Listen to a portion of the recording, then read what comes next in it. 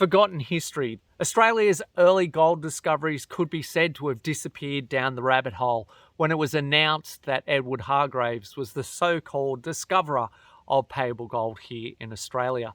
Many an Australian at that time was having none of it, and they decided to express their views the only way they could, really, by writing a letter to the editor.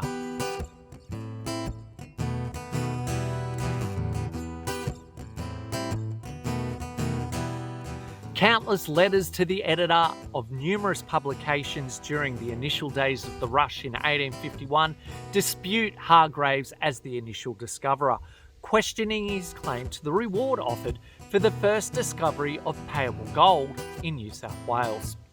One such letter to call to account and dispute Edward Hargreaves as the discoverer of payable gold.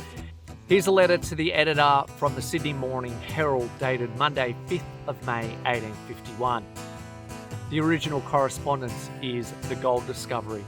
The letter reads, "To the editors of the Sydney Morning Herald, Gentlemen, in this morning's Herald I find the following statement. It is no longer any secret that gold has been found in the earth in several places in the Western Country. The fact was first established on the 12th of February 1851 by Mr. E.H. Hargreaves, a resident of Brisbane Water, who returned from California a few months since. While in California, Mr. Hargreaves felt persuaded that, from the similarity of the geological formation, there must be gold in several districts of this colony, and when he returned, his expectations were realised." Now, here are two asseverations. One as to the date of the first discovery of gold in this colony, the other as to the method by which Mr. Hargreaves is asserted to have made the discovery. The object of this letter is to deny to Mr. Hargreaves the merit of the first discovery, or that he is the first person who has led to the conclusion that the similarity of formation in California and New South Wales indicated the presence of gold. I almost wonder how you could have forgotten the many articles connected with this very subject which you have published long ago, even, I believe, before Mr. Hargreaves went to California, in which a comparison is instituted between that country and this, respecting this very matter of gold finding. The Maitland Mercury bears testimony of a distinct date to that same fact. Now, as to the assertion that it was on the 12th of February 1851 that the said fact was established, if you will turn to your own files, you'll find that on the 28th of September 1847, the geological formation of this colony is investigated and mention distinctly made of the existence of gold.